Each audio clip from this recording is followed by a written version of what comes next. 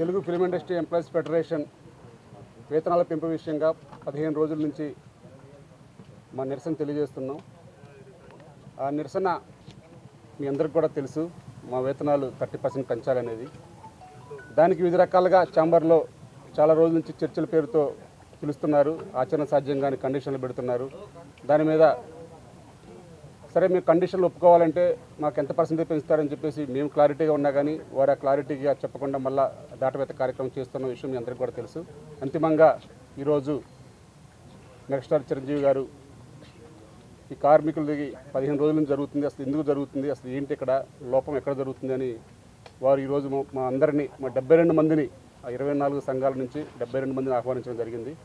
వారు ఈ 2 గంటల సేపు కూడా అసలు మీ కష్టాలు ఏంటి అని ప్రతి ఒక్క యూనియన్ నుంచి, ప్రతి ఒక్క యూనియన్ సభ్యుల నుంచి వారి యొక్క వివరణ అంతా పూర్తిగా తెలుసుకున్న తర్వాత వారు ఒకటే చెప్పడం జరిగింది, ఏది ఏమైనా అటు నిర్మాత బాగుండాలి, కార్మికులు బాగుండాలి, మీ సమస్యలన్నిటికీ కూడా వెంటనే ఒక 2 రోజుల్లో మనం పరిష్కరించే విధంగా ఏ విధంగా అయితే మీకు న్యాయం జరుగుతుందని మమ్మల్ని అన్ని వారు వివరంగా అడిగిన పిదప మేము అంతా క్లారిటీగా చెప్పడం జరిగింది.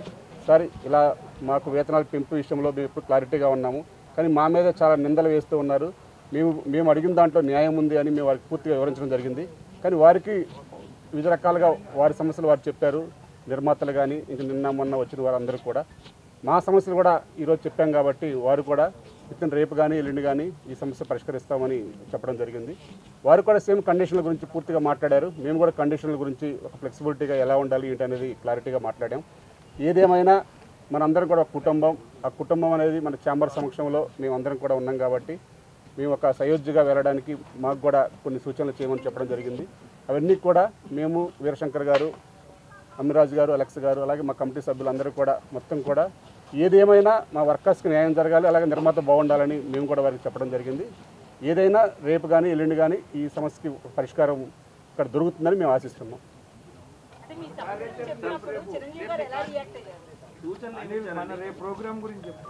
యాక్చువల్లీ మా సమస్య ఏదైతే ఉందో కండిషన్లు, వాళ్ళు ఏదైతే 2 కండిషన్లు ఒప్పుకోవట్లేదు అని వారు అన్నారో ఆ 2 కండిషన్ల గురించి వాళ్ళు క్లారిటీగా మాకు జరుగుతున్న అన్యాయం ఏంటి, ఆ కండిషన్లు ఒప్పుకుంటే మాకు జరిగే అన్యాయం ఏంటని వారికి పూర్తిగా వివరించడం జరిగింది. సరే సండేల గురించి మేము ఆలోచిస్తామని కూడా చెప్పాము. సండే వాళ్ళు ఏదైతే అడిగారో 3 సండేలు మాకు కావాలి అని, ఆ 3 సండేల్లో మేము కొన్ని వెసులుబాటు ఇవ్వడం జరిగింది. అది కూడా మేము రేపు అంతిమంగా రేపు ఒక మీటింగ్ పెట్టుకున్నామండి.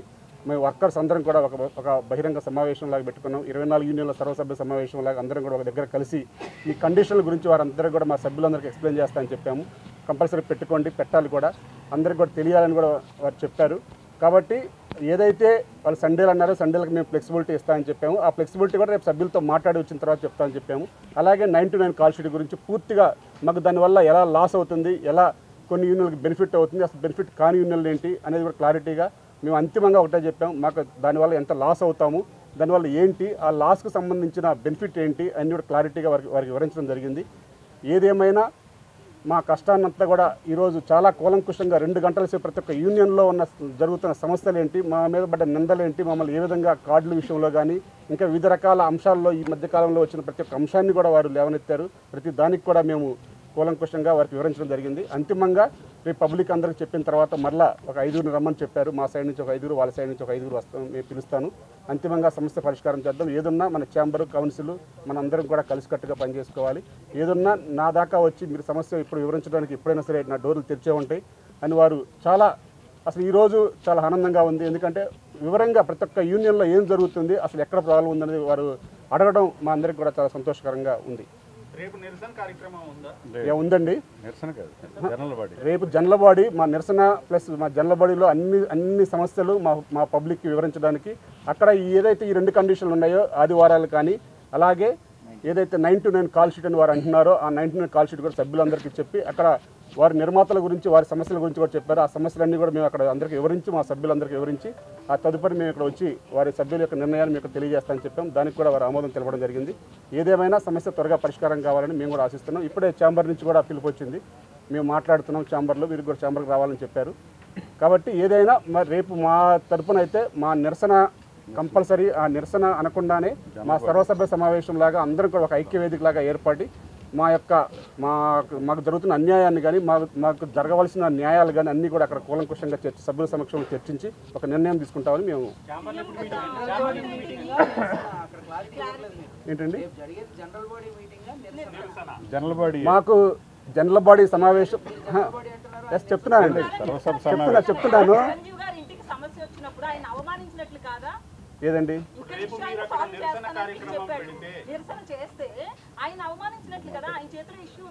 కాదండి మేము వారికి వివరించడం జరిగింది. మేము సర్వసభ్య సమావేశంలో ఏర్పరిచి మా నిరసన ఏదైతే 15 రోజుల నుంచి చేస్తున్నామో దానికి ఒక కన్క్లూజన్గా సభ్యులకు కూడా వివరించాలి అని మేము ఆల్రెడీ పెట్టుకోవడం జరిగిందని చెప్పాము.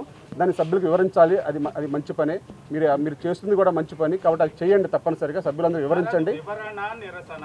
వివరణ నిరసన కాదు, ఆ 2 పాయింట్ల మీద మాకు సభ్యుల్లో ఉన్న క్లారిటీ కోసం అని చెప్పి రేపు పెట్టుకోవడం జరుగుతుంది. ఆ క్లారిటీ వచ్చిన తర్వాత తదుపరి రేపు ఈవినింగ్ కానీ ఎల్లుండి కానీ మళ్ళీ ఇక్కడికి పిలుస్తా అని చెప్పారు. నిర్మాతల్ని, ఛాంబర్ని, భరతభూషణ్ గారిని, ఛాంబర్ పెద్దలందరినీ పిలుస్తామని చెప్పారు.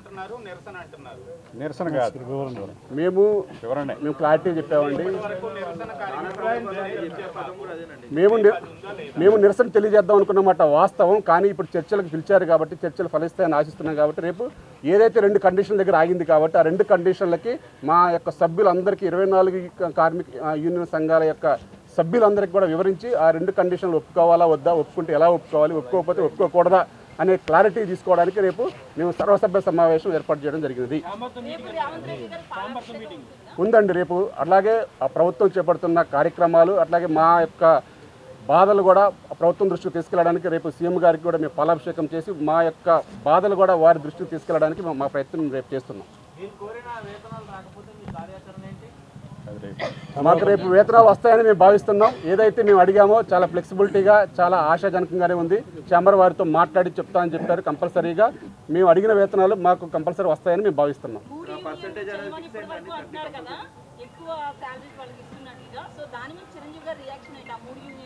ఆ 3 యూనియన్లో కూడా అంతర్భాగమే కంపల్సరీ వారికి కూడా న్యాయం చేయాలని చెప్పి చిరంజీవి గారు చెప్పడం జరిగింది. అది చాలా హర్షణీయం. ఎందుకంటే అట్లా విడగొట్టడం కరెక్ట్ కాదు. వారి పర్సంటేజ్లో ఏమైనా మార్పులు ఉంటే కనుక కూర్చొని మాట్లాడాలి తప్ప వారి ముగ్గురికి పెంచమంటం కరెక్ట్ కాదు. అది నేను మాట్లాడతానని చెప్పారు. తప్పనిసరిగా వారి ముగ్గురికి కూడా పెరుగుతాయి వేతనాలు. ఇంకా ఇప్పుడు మమ్మల్ని రమ్మన్నారు. ఇప్పుడు ఫోన్లో మాట్లాడతారు. ఎప్పుడు అనేది సమయం చెప్తారు వాళ్ళు. కానీ రేపైతే మాత్రం మాకు కార్యక్రమం ఉందని చెప్పాము. వారు కూడా పెట్టుకోమని చెప్పారు. అంటే ఛాంబర్ ఓ పక్క చిరంజీవిని మీరు కలుస్తున్నారు, ఛాంబర్ అత్యవసర సమావేశం నిర్మాతలతో పెట్టింది, ఉద్దేశాన్ని ఎలా చూడాలంటారు? అంతిమంగా ఒకటే అండి, చిరంజీవి గారు పెట్టినా బాలకృష్ణ గారు పెట్టినా ఏదన్నా కార్మికుల సంక్షేమం, నిర్మాతల సంక్షేమం కోసమే ఆలోచన చేస్తారు. ఎందుకంటే ఇప్పుడు మెగాస్టార్ చిరంజీవి గారు మా 72 మంది కార్మికులను కూడా కార్మిక నాయకులందరినీ పిలిచి మాట్లాడారంటేనే ఇంకా ఆ సమస్య పరిష్కారం దొరుకుతుందని మేము భావిస్తున్నాం. అలాగే వారు కూడా ఒకటే చెప్పారు, ఏదన్నా ఛాంబరు, నిర్మాతలు అందరూ కూడా ప్లస్ వర్కర్స్ అందరూ కూడా కలిసి రేపు చేసుకోవాల్సిన వాళ్ళం కాబట్టి ఈ సమస్య వాళ్ళని కూడా పిలుస్తాను.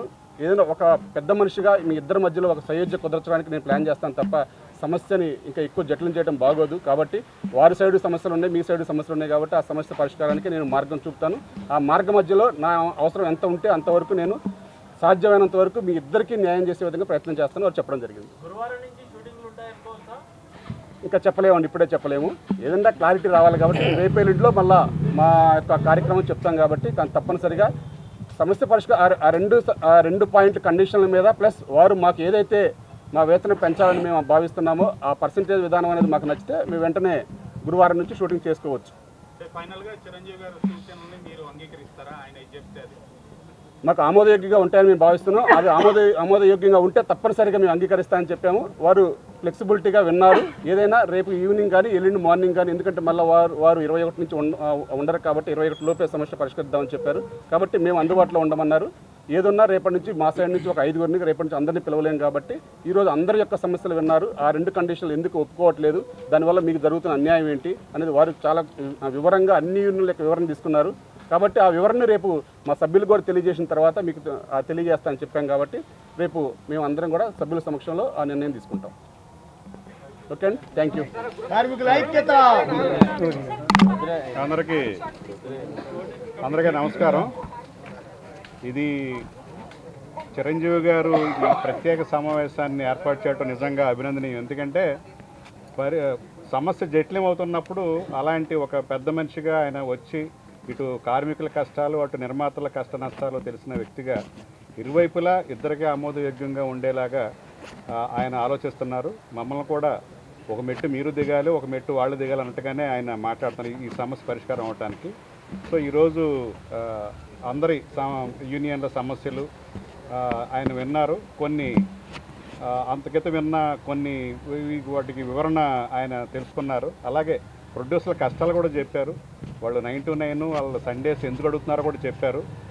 అసలు ఈ సమస్య పరిష్కారం అవ్వట్లేదని ఫెడరేషన్ నిరసన కార్యక్రమంగా అనుకున్నది మీకు వివరణ ఇస్తున్నాను నేను. అది రేపు జనరల్ బాడీ సమావేశం కాబోతోంది.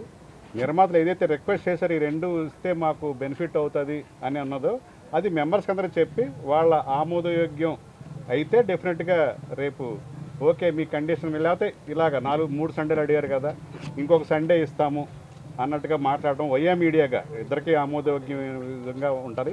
ఫైనల్గా చర్చల ద్వారానే ఈ సమస్య పరిష్కారం అవుతుంది. ఫైనల్గా ఇండస్ట్రీ అంతా అవుతే మీరు కూడా ఇండస్ట్రీలో భాగమే, సినిమా జర్నలిస్టులు ఎప్పుడు కూడా కుటుంబంలోనే చూస్తూ ఉన్నారు.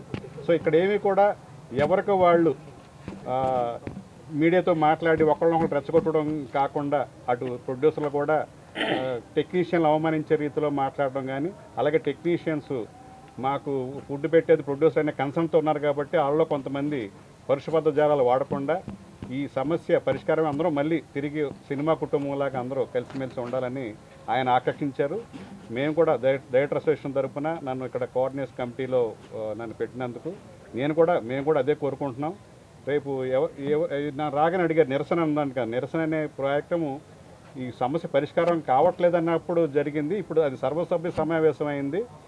ప్రొడ్యూసర్ల యొక్క రిక్వెస్ట్ని కూడా రేపు పజబుల్ అందరికీ తెలియజేసి వాళ్ళకి మన సపోర్ట్ కావాలంటున్నారు. మీరు ఎంతవరకు చేయగలరు, ఇందులో వయ్యా మీడియాగా మనం ఏం చేయగలము, అలాగే వాళ్ళు వయ్యా మీడియాగా మనకి ఏం చేయగలరు అనేది డెఫినెట్గా ప్రతిసారి ఎందుకన్నా ఎక్కువ రోజులు 40 రోజులు 30 రోజులు కూడా షూటింగ్ లాగిన సందర్భాలు ఉన్నాయి. మద్రాసులో కూడా చాలా సందర్భాలు ఇలా జరిగినాయి. ఇదేం కొత్త కాదు. కాకపోతే ఈసారి మా ఇప్పుడున్న పరిస్థితి ట్రేడ్ ప్రకారంగా మా కష్టాలను అర్థం చేసుకోవడానికి ప్రొడ్యూసర్లు రిక్వెస్ట్ చేస్తున్నారు, అలాగే చిన్న నిర్మాతలు రిక్వెస్ట్ ఉంది. ఇవన్నిటిని ఆలోచించిన అలాగే టెక్నీషియన్ల కష్టాలు ఉన్నాయి. ఇందులో ఒక 5-6 యూనియన్లు ఈ 12 గంటలే కాకుండా ముందు ఒక 2 గంటలు తర్వాత 2 గంటలు కూడా కష్టపడేవాడున్నారు. సో కేటగిరికల్గా ఇలాగ మొత్తం 24 క్రాఫ్ట్స్ యొక్క సమస్య కాదండి ఇప్పుడు ఈరోజు మాట్లాడుతుంది. అందులో 13 యూనియన్సే డైలీ వేజెస్ ఉన్నారు. ఆ 13 యూనియన్లో కూడా ఒక 5-6 యూనియన్లు ముందుగా లేచి వాళ్ళు ఓనర్ దగ్గరికి వెళ్ళి అక్కడ ఎక్విప్మెంట్ ఎక్కించుకుని మళ్ళీ స్పాట్కి వచ్చి వాళ్ళు ప్యాక్ తీసి ఇలాంటి ఒక ఈ 12 అవర్సే కాకుండా 2 అవర్స్ అంటే ఇంచుమించు 16 గంటలు పనిచేస్తూ ఉన్న వాళ్ళని కొంచెం అది ఒక 5-6 యూనియన్లు ఉంటాయి, వాటిని కొంచెం స్పెషల్ మెన్షన్ చేయండి అని చెప్పడం జరిగింది. ఆయన కూడా చాలా జాగ్రత్తగా అన్నీ నోట్ చేసుకుని ఏది కూడా మిస్ అవ్వకుండా ఆయన ఒక స్టూడెంట్ లాగా అన్నీ రాసుకున్నారు. నిజంగా చిరంజీవి గారు ఇంతే ఓపిక మన ప్రొడ్యూసర్ సైడ్ కానీ మన యూనియన్ సైడ్ కానీ డిస్కషన్ అప్పుడు ఈరోజు ఎలా జరిగిందో 2 గంటలు చాలా కన్స్ట్రక్టివ్గా డిస్కషను. ఛాంబర్లో కూడా మా సైడ్ కానీ ప్రొడ్యూసర్ సైడ్ కానీ ఇంత కన్స్ట్రక్టివ్గా మీకున్న ఇబ్బందులు కేటగిరికల్గా మాట్లాడుతూ ఉంటే ఈ 3 గంటలు ఈ 3 నెలలు టైంపాస్ అయ్యేది కాదు. ఇప్పుడు కూడా కన్స్ట్రక్టివ్గా డిస్కషన్ జరగలేదు కాబట్టే ఇలాంటి ప్రాబ్లం ఈ 15 రోజులుగా షూటింగ్లు కొంత ఆగటం జరిగింది. కానీ లేకపోతే ఇటు సైడ్ కూడా వర్కర్స్ సఫర్ అవ్వకూడదు, అలాగే కోట్లకు పెట్టుబడి పెట్టి ప్రొడ్యూసర్లు కూడా సఫర్ అవ్వకూడదు. సో ఫైనల్గా ఎవరి హక్కులు వాళ్ళు కాపాడబడాలి, వాళ్ళ కష్టాన్ని వాళ్ళు గుర్తించాలి. అలాగే వాళ్ళు కూడా ప్రొడ్యూసర్లు కూడా ఆ రోజు 2000 బిలో ఉన్న వాళ్ళకందరికీ పెంచుదాం ముందు అని ఆ రోజు వాళ్ళు పెంచారు. వీళ్ళు కష్టపడుతున్నారు కాబట్టి వీళ్ళు తక్కువ వస్తుంది కాబట్టి అన్నది. అలాగే పైన 3 యూనియన్లు కూడా ఆ రోజుని ఇంత పెంచుతున్నామని ఒక మాట అని ఉంటే ఆ రోజు సాల్వ్ అయిపోయేది. అస్సలు పెంచం అనే పరిస్థితి ఆ రోజు ఉంది కాబట్టి జటిలంగా మారింది. సో మళ్ళీ ఈ రోజున మళ్ళీ వాళ్ళకి 5 పెంచుదామని ఒక మెసేజ్ ఇచ్చారు. మళ్ళీ అది కూడా రేపు నెగోషియేట్ అయ్యి మళ్ళీ చిరంజీవి గారే చాలా ప్రోయాక్టివ్గా వాళ్ళని కూడా పిలిచి మీరు చెప్పిన సమస్యలు వాళ్ళకి చెప్తాను, వాళ్ళు చెప్పిన సమస్యలు మీకు చెప్తాను కాబట్టి మళ్ళీ ఇద్దరిని కలిపి ఒకేసారి సాల్వ్ అయ్యేలాగా చేస్తానని చాలా ఇనిషియేట్ చేసినందుకు నేను చిరంజీవి గారు నిజంగా మనస్ఫూర్తిగా ఓ సినిమాని పరిశ్రమని అందరినీ బ్రదర్హుడ్గా చూసే ఆయన ఇనిషియేట్ చేసినందుకు ఆయనకి మొత్తం టెక్నీషియన్స్ అందరి తరఫున ఆయనకి ధన్యవాదాలు తెలియజేస్తూ థ్యాంక్ యూ అండి. ముందుగా మమ్మల్ని ఈ చర్చలకు అంటే